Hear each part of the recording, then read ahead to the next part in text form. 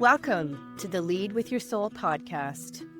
I'm Michelle Wright, your host and fellow traveler on this journey of self-discovery. This podcast is designed for women navigating life transitions and yearning to embrace their true selves. I'll be sharing my personal journey from navigating the complexities of divorce and blending families to reshaping my career to something that resonates with my soul. With 3 decades as a teacher and mentor, I'm here to share insights, heartfelt stories, and practical strategies.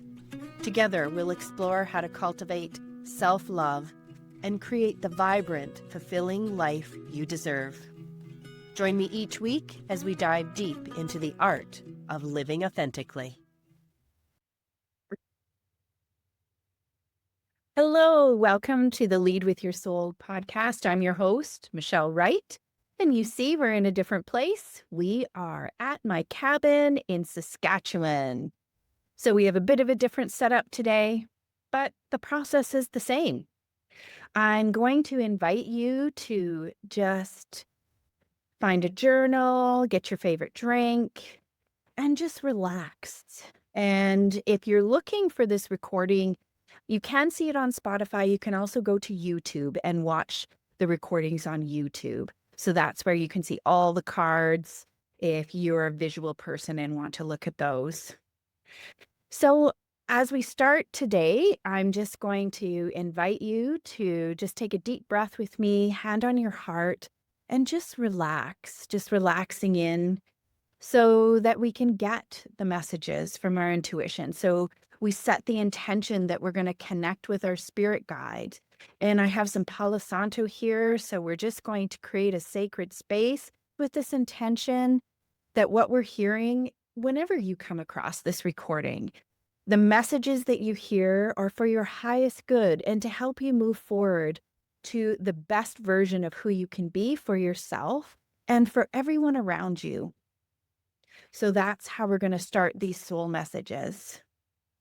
I am now going to switch my beautiful camera, and I'm going to have it go down.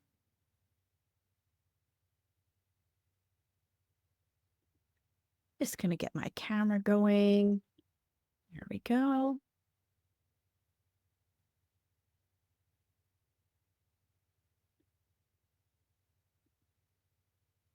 There we go. Okay. So as I have been doing, I pulled some cards before we came. So this is the Ancestral deck from Mel Brown with the Aboriginal Ancestral from Australia deck. And this one is really talking to us. This one is talking to us about being thankful. It has this energy of the rainforest energy, and the rainforest energy is that environment. That energy is asking us to find out, what do we need to bring to the light? What is important that we really shine the light and grows up into the sun? And it's about being thankful. And in here, it's about being thankful for the people who are in our lives, which was quite incredible again, because you have the 56 relationship changes. And so the numerology card that's coming in is just talking about that relationship changes, and it's being thankful for the ones that are supporting you, being thankful for the ones that are helping you be that best version of who you are, and also to recognize where you have changes. And some of these changes might mean you need to adjust and move forward, adjust, and maybe move back. And maybe you're not as close. Maybe you can still be thankful for what you have learned from them in your life, and you need to find some distance. The second soul card, third soul card that I have here is really talking about, for here, it's eating their own tail. So it's that idea of beginnings and endings. And it ties right in with relationship change and what you're thankful for. I know when I look at this for this month, for me, it has really been about the relationship change with myself. I've had some huge, over the last 2 weeks, I had a beautiful sacred spirit retreat. And within that, as we traveled and went to the coast right near Vancouver, I just really adjusted and changed. And what came to light were some areas and wounds that I had that I really needed to work on, and a relationship and confidence that I had with my own inner being, a relationship with self. It also can mean for you relationship with others around. It can also be both of those because my husband and I, in all the challenges we had in the past, in the last podcast, you can see, and all the challenges we had, we really worked on our relationship and how do we deal with these crises that are coming in and these challenges and still work together as a team, a collaborative team, recognizing what we're good at, what we need to allow the other person to take leadership in. And so we were really working at that. So for July, thinking about changes in relationship with those around you, your loved ones, and also with yourself. I know for me, this is really about self. So I'm going to pull out my Light Seer Tarot deck. I've already shuffled it and got it ready. So I'm now just going to look at the 3 cards of the energies that we want to pull forward from June, what we want to look at and what we've learned, what's something that we need to continue to really think about and bring forward here. Okay, interesting, isn't it? We have all of these cards and they're in protection, which means they're upside down. And I call it in protection because it also gets me to look and think, and this is where intuitively you need to read it. So for myself, I'm going to turn them over. These cards are present. It's not any other card, it's these cards. And now I'm going to lean in with my intuition and figure out, like, for me, what does this mean? Is it ending? Are things changing? And I can tell you that the month of June has been a crazy month. Energy is now waning. It's leaving. It has been really bright and in the forefront. So 4 is about everyday living. It's that earth suit. It's about family, work, just everything that happens in your everyday. And here you see her clutching her purse. And what she's doing when she's clutching her purse is she's really saying, oh, I have to hold on tight to this because scarcity mindset, or I'm really worried, or I don't want anybody to know about what's going on. And the Tower is a major arcana, and the Tower is when things completely shift and change. And the wheel is, are we going to allow that shift and change to be fate or to be destiny? That's what that really means. And destiny is leaning into your soul. Carolyn Meese talks about that. Leaning into your soul and figuring out and listening to the things that are shifting and moving in your life. Which ones are just going to happen and you're just going to move with it, flow. And which ones are destiny, a call, and therefore it asks me to move even more.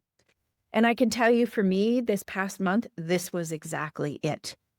It has been, for many people, a really crunchy and difficult 2025. We see this in astrology with all the shifts and changes that have been happening in astrology. We see it politically with everything that's been happening around us. And so this might be impacting you.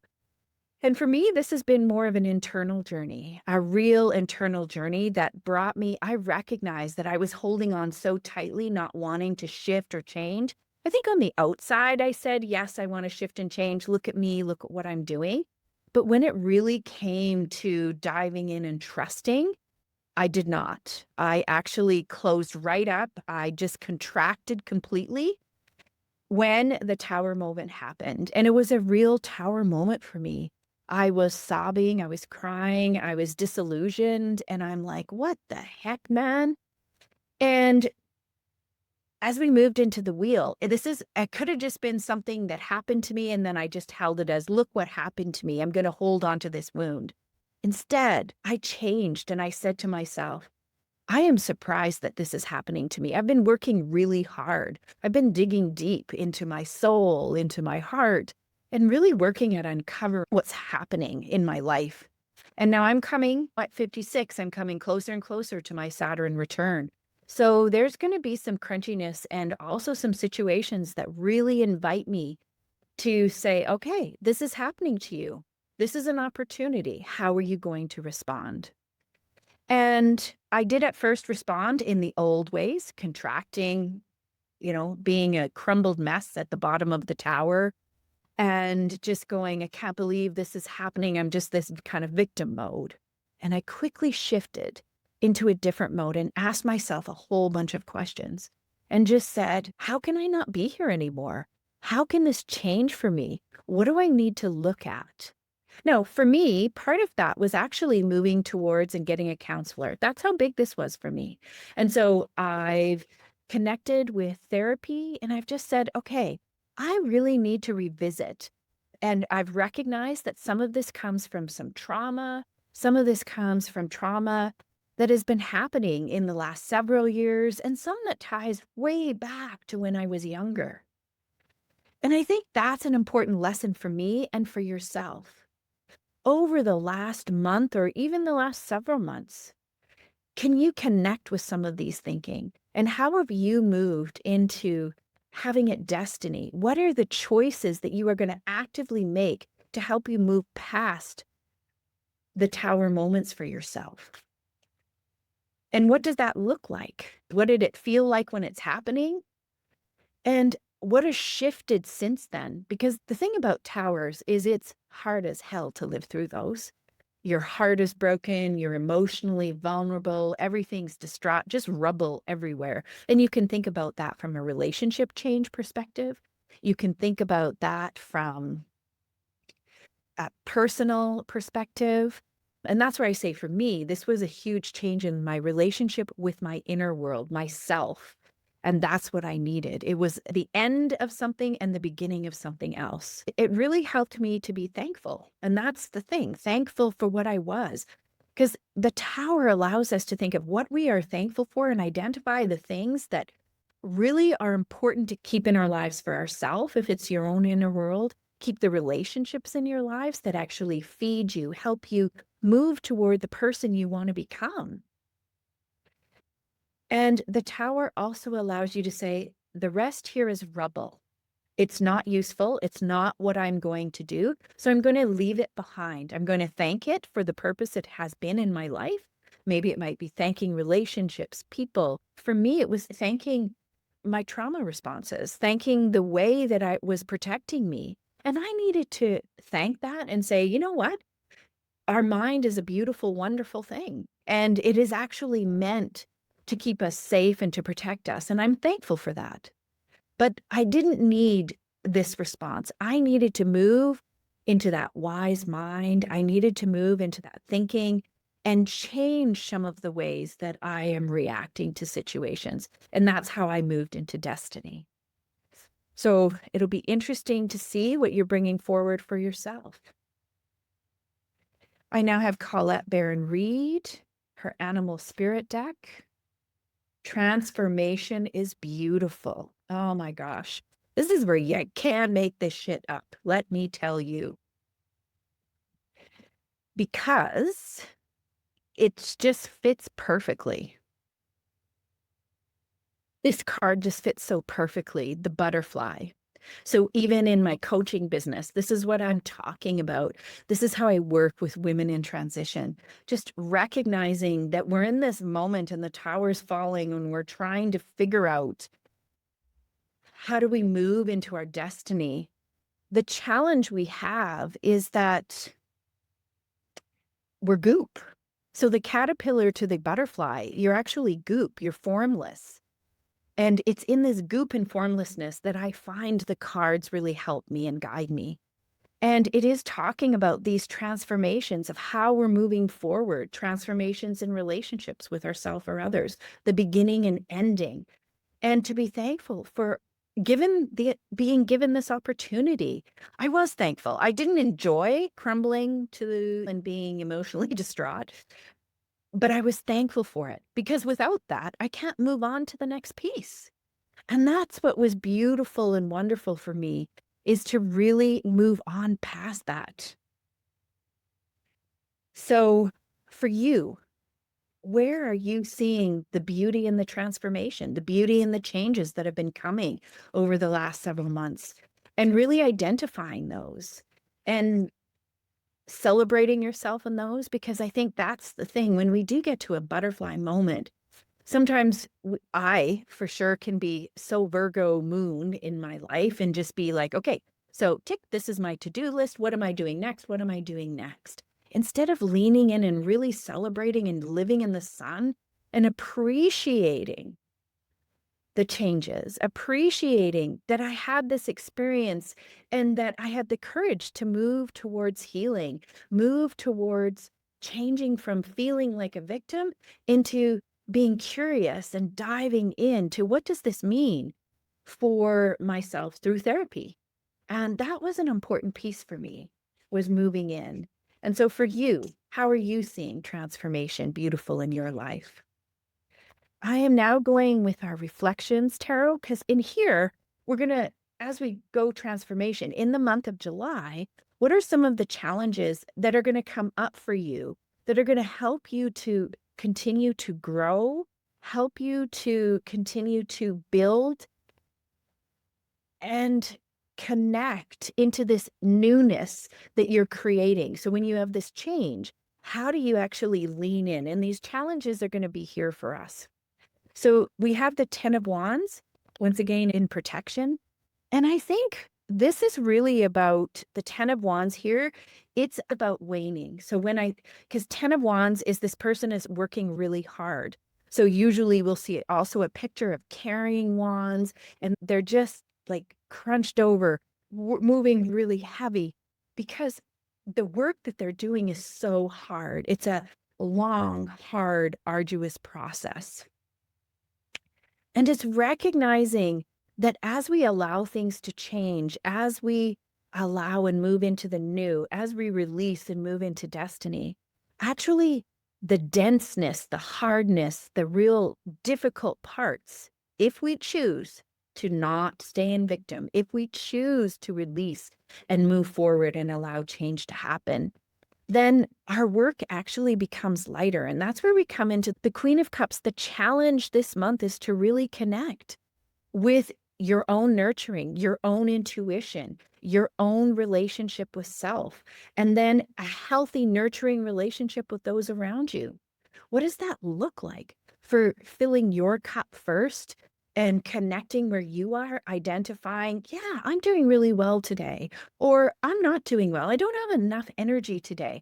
So, you know what? I am going to send wishes, but I'm going to stay tucked in and take care of me.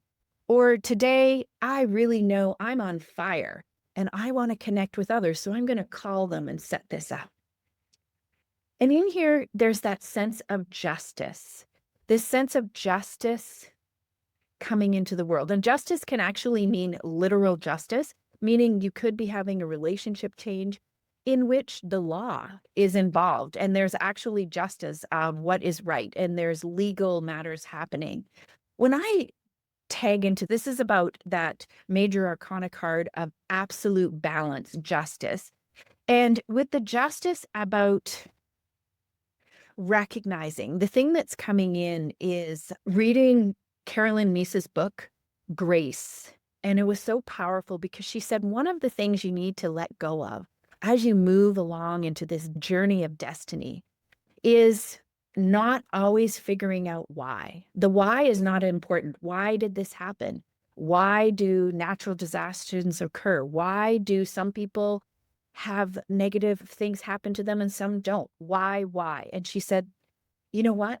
That is not going to help you. You need to release the why because the chaos of the universe is something way bigger than we are individually. And we're never going to understand the entire chaos of the entire universe because all we see it through is through this, our own limited perspective, our own limited lives at this time.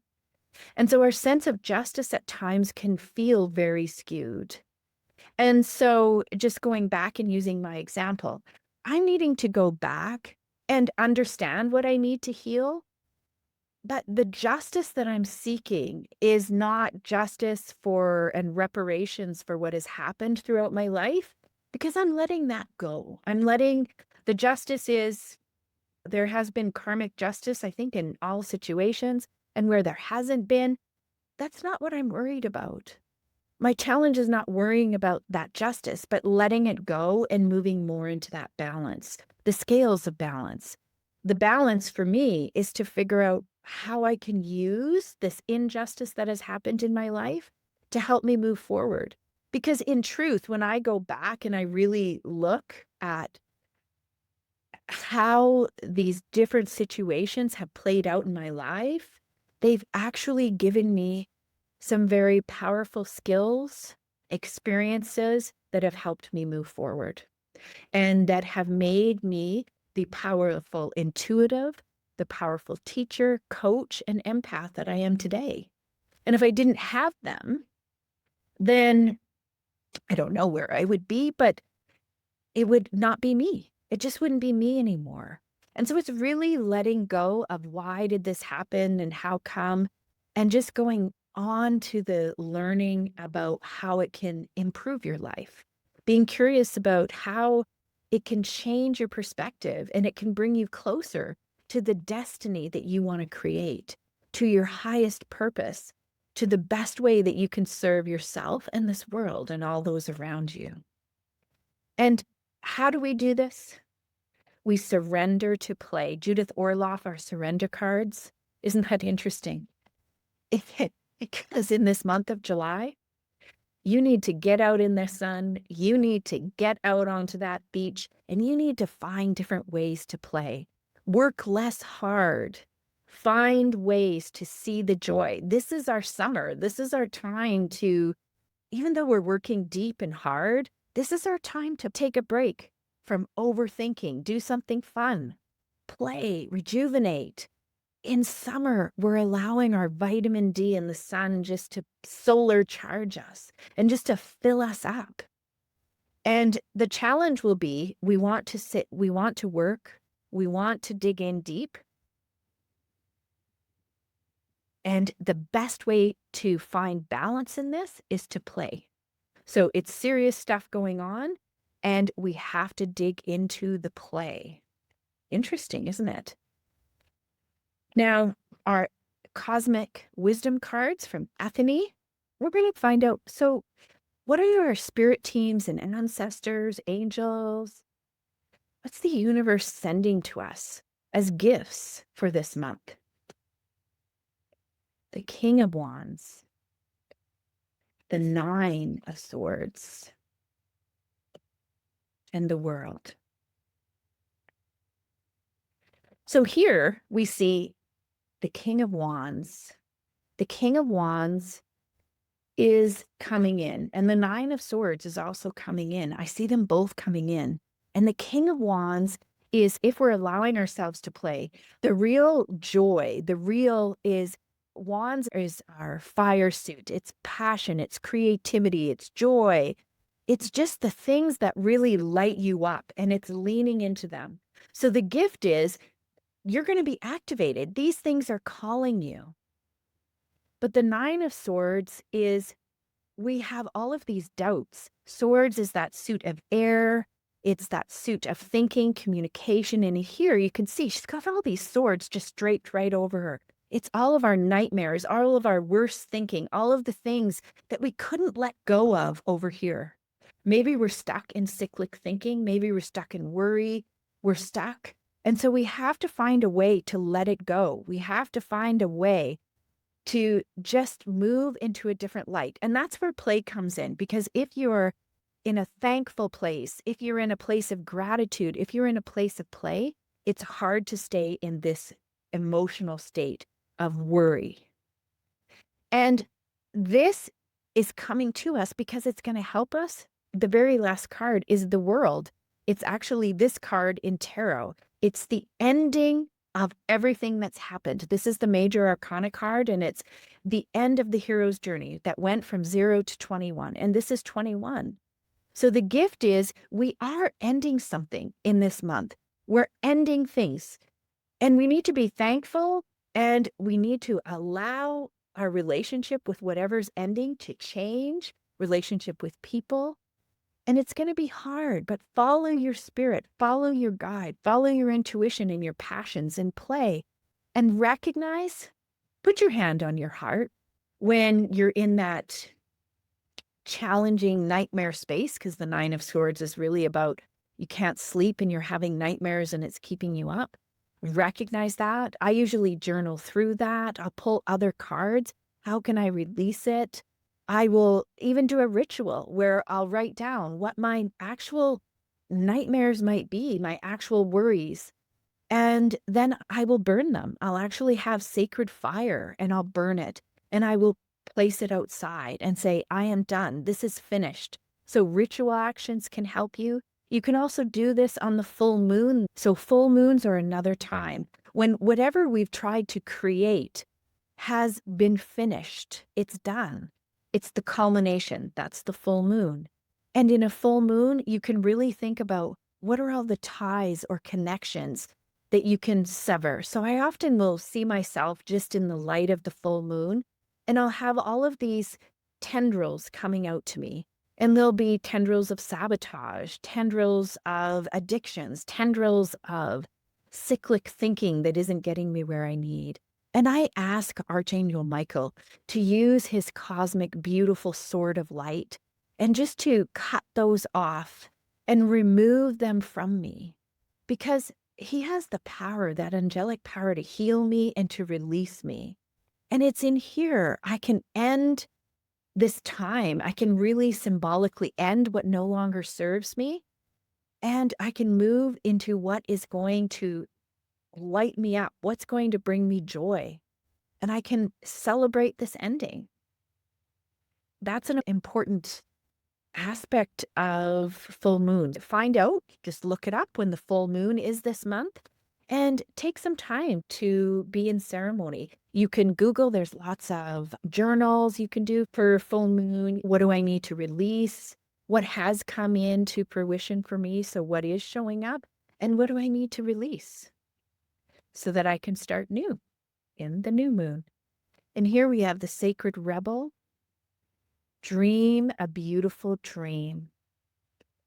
So I see this as a circle, the full moon, and once you go through this process, it allows you to dream then the next beautiful dream, to come to the best of who you are.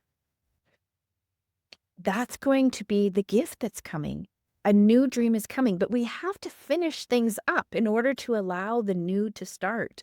The beginning and the end, you have to allow, in order for your beautiful new dream to drop in at the new moon, you have to release and end. And so those are the gifts that are coming so your new dream can come in.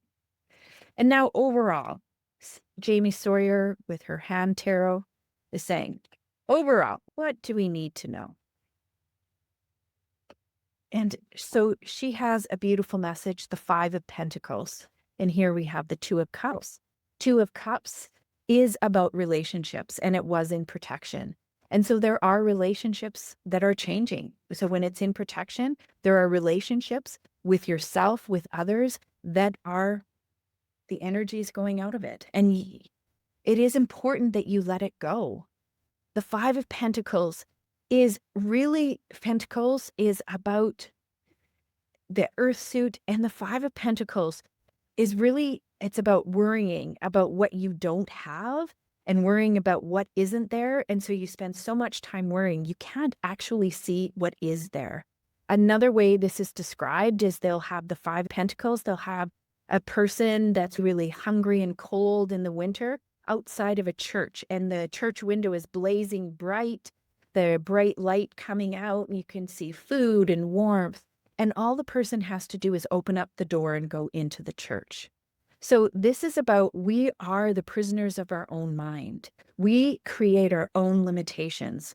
So it's inviting you to be careful, to recognize what those are, because as you do change these relationships and you have opportunity for the new, beautiful things are happening. The King of Pentacles. So this is the Five of Pentacles. King is the highest version of what it is. There's lots of money coming. But if you get stuck in your own thinking and you don't allow relationships to change with yourself and with those around you, and you don't allow those that no longer serve you and are feeding you and feeding your destiny, feeding your soul, feeding your heart, If you don't allow those to shift and change, then it's going to be really hard to get to this place of abundance. Cups is about water, relationship, intuition, emotions. It's really managing your emotions this month. It's about recognizing what needs to change, what you need to let go of, what you really need to embrace. And that's where the thankful comes in. What do you need to really embrace? What's really important? So even if things aren't going well, what's really important? I know for me, what's really important is I have some loving people in my life. I have like when I sit there and list my gratitude, instead of looking at what I don't have, I have such a long list. When I look at the relationships and how they're shifting and changing for myself around me, as I shift and change the relationship with myself, I'm actually seeing clearer. I'm actually seeing things in, I think, a more deeper and realistic perspective. And I do feel more abundant because of it, because I'm not stuck in a sense of justice. I'm not stuck in why did this happen? How come? It's not fair. Instead, I'm recognizing what is and recognizing the opportunities and pathways that come from that for me. And so, what does that mean for you? What are you holding on to? Where are you seeing less instead of more? Where are you not releasing relationships and allowing them to fall away? And it might not be forever. Maybe it's relationships with self or others that need to readjust and change for right now so that you can get into a place of abundance. And this is tying in the beginning of the new, and King of Pentacles is really about deep abundance coming and making the space for it. And from our Ash of Frost medicine deck, we have Sacred Space, which is support.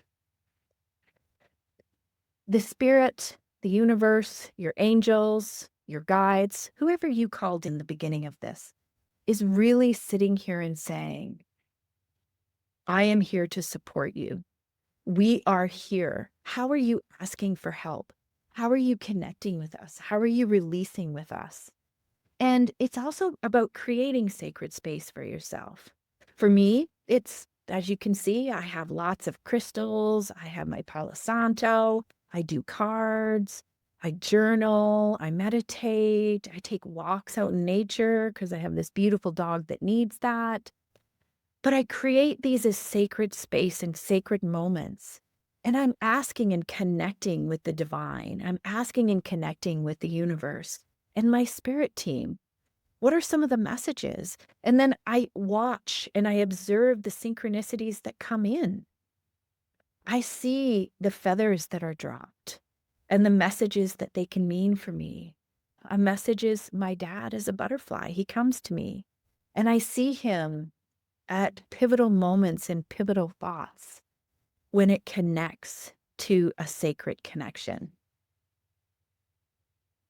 And so, how are you creating sacred space this month for yourself to play, have fun? Joy and play is a sacred space. Drumming, dancing, swimming, connecting with nature, connecting with others at a yard party is sacred space.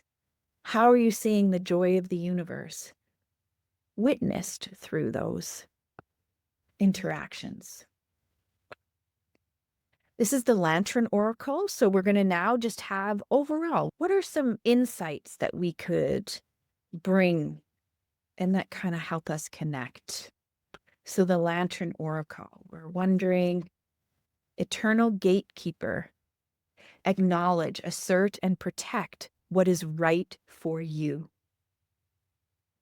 So it's in this sense of letting go of what isn't right for you and protecting what is. So if you stay in the Five of Pentacles, you're actually using all of your energy in an area for what isn't for you. You need to release what isn't for you. You need to recognize what is for you, what is right for you, and you need to protect it and lean into it and allow these shifts and change to happen. And from our own somatic perspective, from our own nervous system, this is really hard. This shift is really hard. And the reason is because it's our normal. Like, we know how it is. I get worried about this. I get worried about that. I struggle through here. I used to believe that good things wouldn't happen to me unless I worried. And it's not true. And so how do we recheck our limited thinking? How do we reset our nervous system to allow this new to come in, this new change, and not be worried that we're less than because of these relationship changes with self and others? How can we be thankful for where we're at in that moment? Because that's really protecting our next leveling up. It's protecting our next spiral upwards into who we are meant to be, into listening to our soul, into our destiny. And so it's inviting help for your eternal gatekeeper. It's you being your internal gatekeeper. Sometimes what I'll do is what's important. And as I sit and I journal and I do my inspired and automatic writing, it really gives me clarity.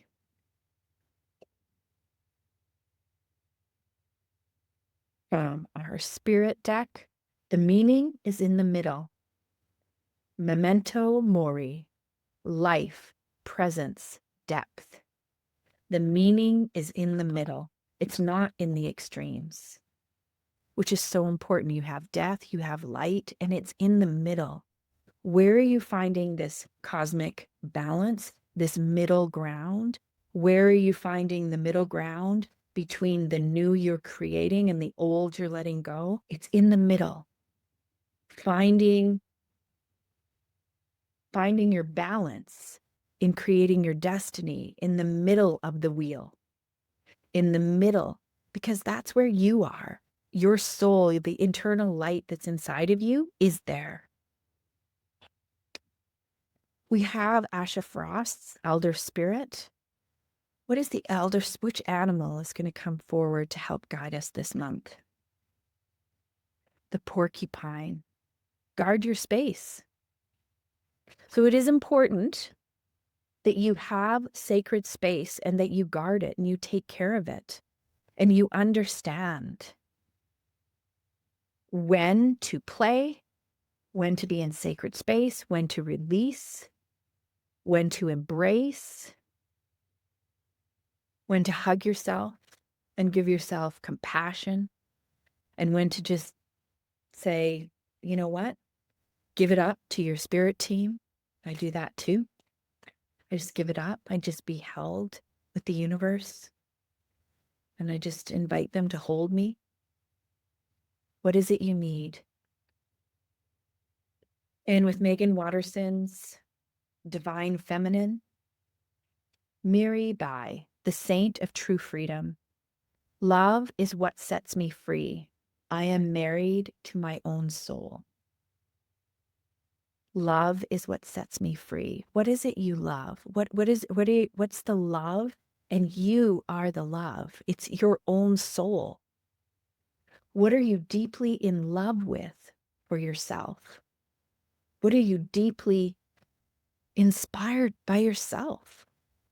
And how do you encounter yourself? Through sacred sessions, through play, through times when you're guarded. What do you do? How do you do that? Because that's really saying loving yourself is what's going to set you free. The divine feminine is recognizing that you need to fill that cup and you need to be deeply in love with yourself.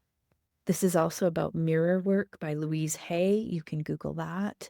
And it's about looking at yourself deeply in the mirror and saying, I love you. I love you. And I love the soul that is emerging and is becoming. I love this transformation. It is beautiful.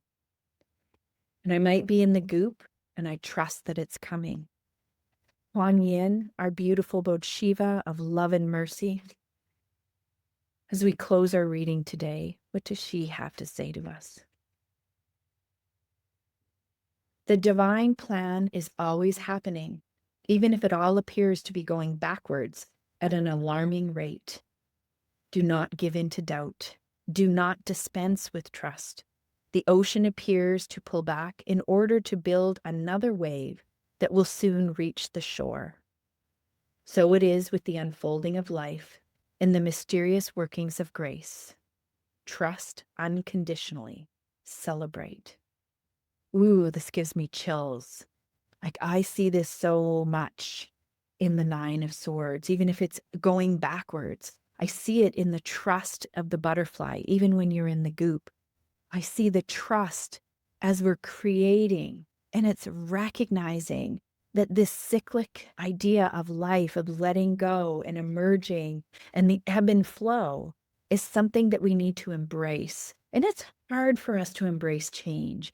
And even though the one constant in everybody's life is change, it's really hard to embrace it.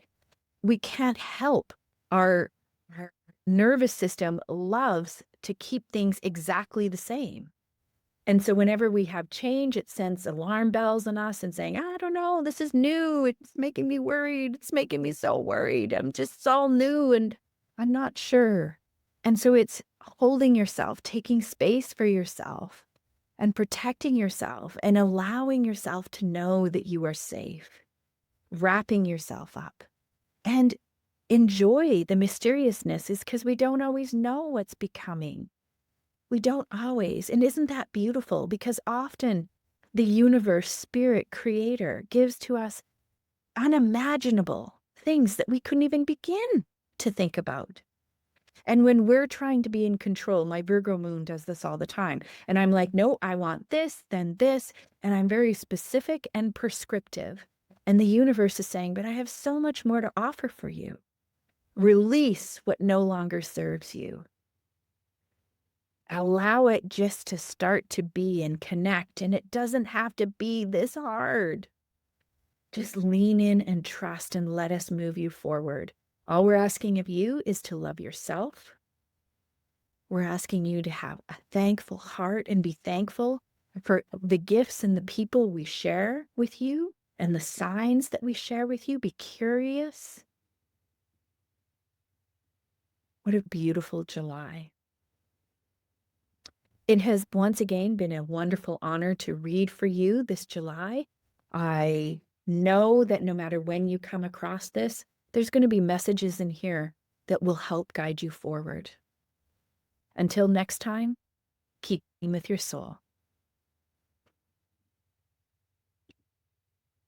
That wraps up another episode of the Lead with Your Soul podcast. I'm so grateful you chose to spend this time with me. As you navigate your own life transitions, remember to be gentle with yourself and embrace the journey. If you found value in today's episode, please subscribe and share it with others who might benefit. Join me next week for more insights and inspiration. Until next time, keep leading with your soul.